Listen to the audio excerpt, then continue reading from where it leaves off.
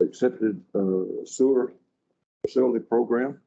And Miss Diane is here today. She's probably going to read us a letter acknowledging that they're going to give it back to Newton County. So, Miss Diane.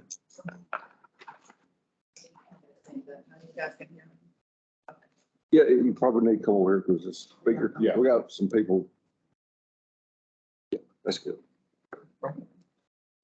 Dear Judge Weeks and Commissioners, Jasper Newton County Public Health District Board met on March the 14th, 2022, and voted to relinquish the responsibilities of being the authorized agent for on-site sewer facilities for inspections in Newton County. This letter serves as legal notification as required by the Texas Administrative Code, Title 30, Part 1, Chapter 285, Subchapter B, Section 285.10, to the intent of Jasper Newton County Public Health District to relinquish the OSSF inspection authority to Newton County. Jasper Newton County Public Health District met all requirements of the State Administration Code to relinquish the responsibilities of being the authorized OSSF agent to Newton County.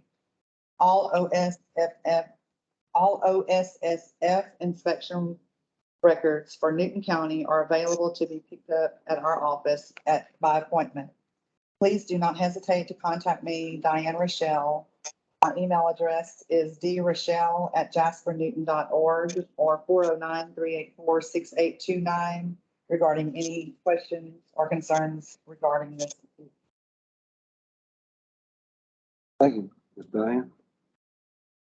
We're opening up for public comment or discussion.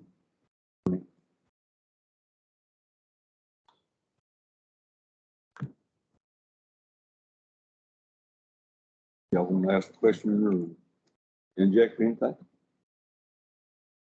How long have they had that? How long have Jasper been doing it? It's been many, many years. Some of our records got destroyed years ago when we had a water in there. I could not go back. There was one thing that I saw, I'm not sure if that's when it was. I saw something in 1948. Have you saw anything this week on that? I saw a paper that said 1948. Now, there's been some changes and things, but I'm not sure if that's when it all took place. I will tell you in 1983 is when the state changed a lot of their things, and like that's where Jasper County started going with the state.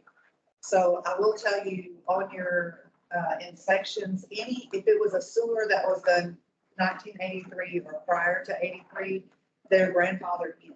So you do not have to, they do not, if they're out of compliance with today's standards, they do not have to be redone. The only thing that they would have to be if they are disturbed, which means if the sewer tank is took up for any reason, it can't just be replaced. Like if it has a leak or something in it, it can't be replaced at that time. But if there's no problems, no leaks, and it's not disturbed, then it's grandfathered in. So when you go out to some of these older sites, we've had many complaints on a lot of the older sites. But as long as they're in compliance, they're not leaking, they do not have to be replaced. So everything that's been installed since 1983 is under the current guidelines. Yes, sir, that's correct. Okay. And when you say disturb, you mean anything, right? If you have to go out and take time or anything like that. I would. Or is that a fine get line? Mr. Heber, it's in our Beaumont local office, and he can go into more of that, but I know that you guys are more than aware of the complaint that we've had from, what is the gentleman's name? Great Whitfield. Yes, sir, that's right. Well, the situation in that situation, I mean, if you went out there, it would appear to be an issue, but we've even brought the state in to examine that, and that's one of those issues that fall into it's in compliance because when it was put in, it was before 83. There's no lines leaking, there's no sewer on the ground. So when the state went out and did the inspection, they're in compliance. What his complaint is that there are several RVs there. They're all dumping into one sewer. But as long as that fill line from the line from the RV that's dumping into the sewer line is not leaking, The state says that that's in compliance. Now, if that tank ever were to start leaking and they have to replace that tank, then that goes into where it is being disturbed. An actual field line, I'm not sure on that. I would certainly, Mr. Hebert, and I'm sure you guys remember him, he was the gentleman from the state that we brought in. He's been very easy to work with, and he'll be more than ready to answer your questions on that. Because I'm sure there's lots that go into what is disturbing. So he would definitely be able to answer those questions for you. And I think, Judge Weeks, you have all of his information on how to get a hold of him. If not, you guys can call me. I can always get you his information.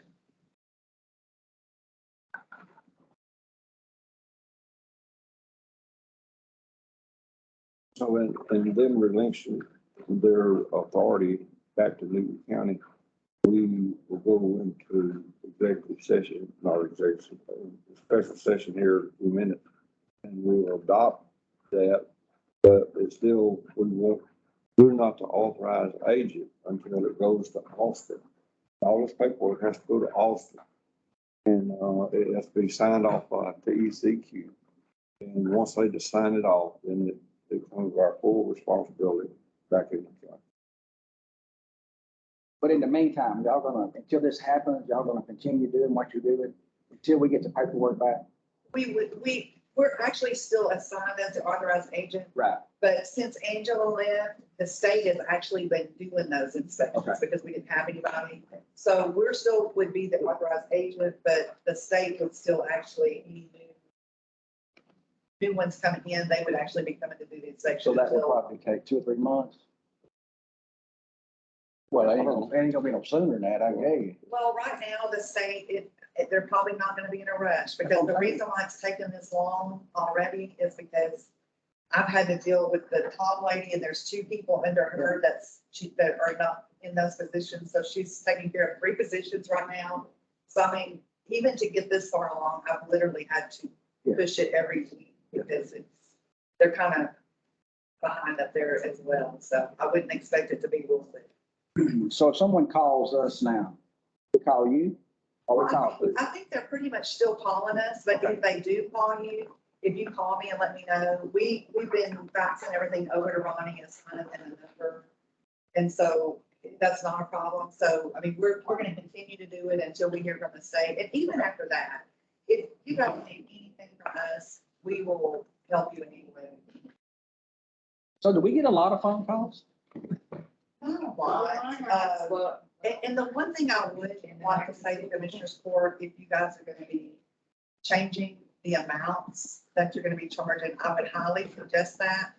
Because, it's not the inspections themselves, because you're gonna, you'll be okay on just the inspections as far as the price that you're charging now. But what's gonna happen, what really eats you up that you don't see is all the complaint calls.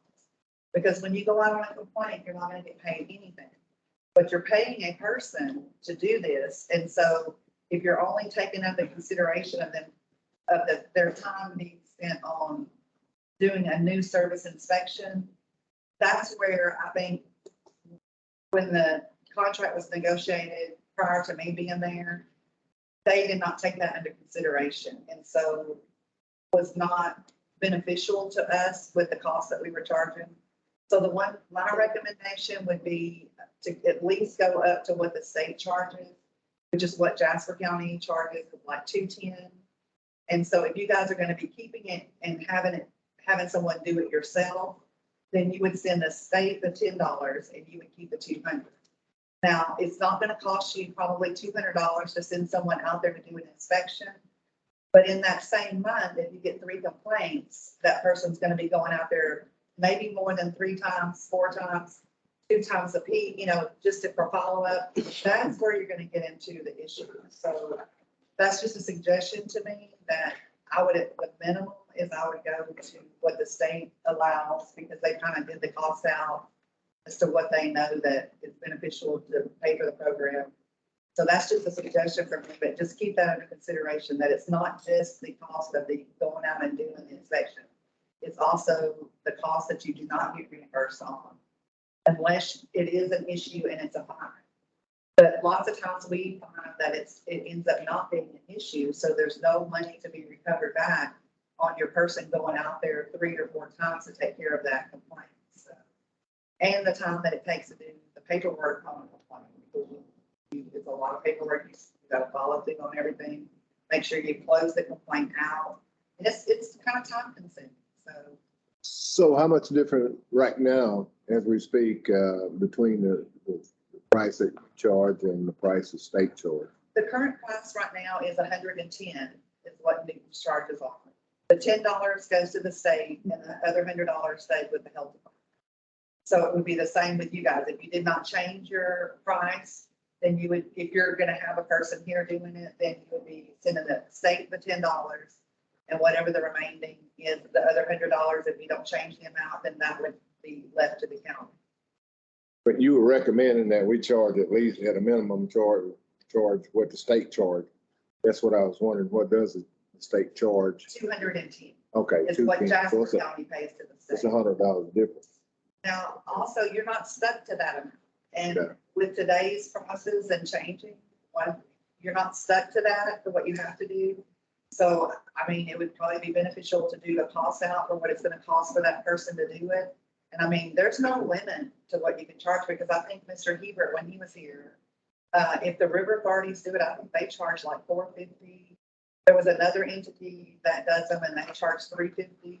So, setting that price is probably something that you guys want to get together and do a cost out to see, or it's not gonna end up costing you to have the program back like it was doing us. And it was just simply one of those things that was just never gone back and looked at to see that it just wasn't beneficial.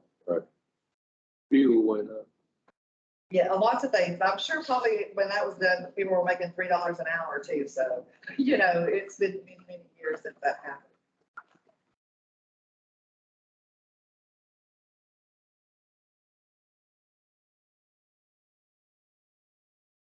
Anybody else got any questions?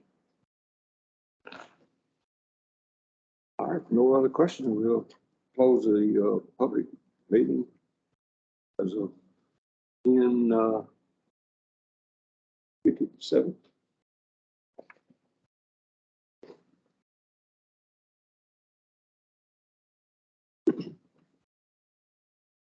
We'll be opening up the special here at 10 o'clock. That was 9:57. No minute. Thank you.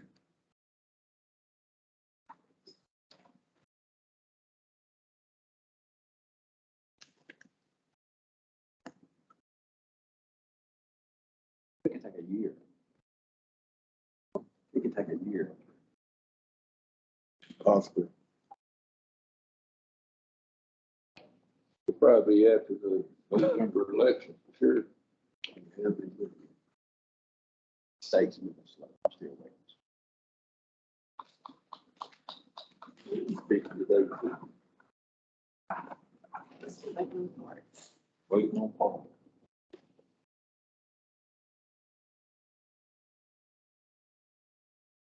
Who is the REC man?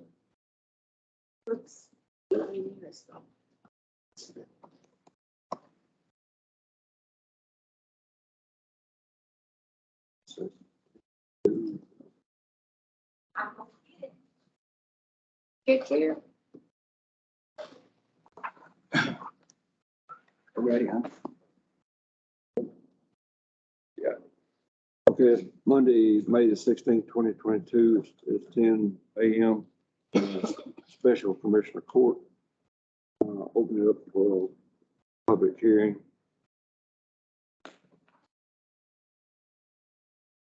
Hearing none, we do have a quorum and acknowledging the guests here today. And we're here to close the public hearing. We're here to deliberate and consider action on the following items. Number one, to discuss and appropriate adopt on-site sewer facility ordinance for Newton County.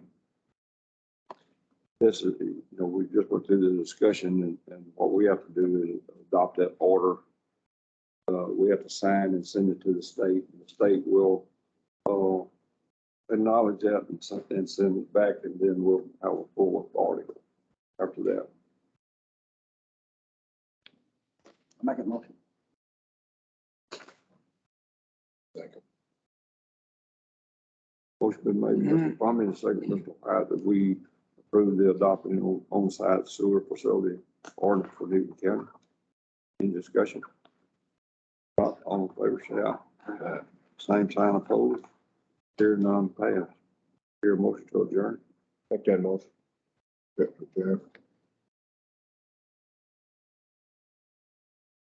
okay. Second. Motion been made, by Mr. Pratt, and second, Mr. Benson, we adjourn, 1 minute after 10. All in favor? Aye.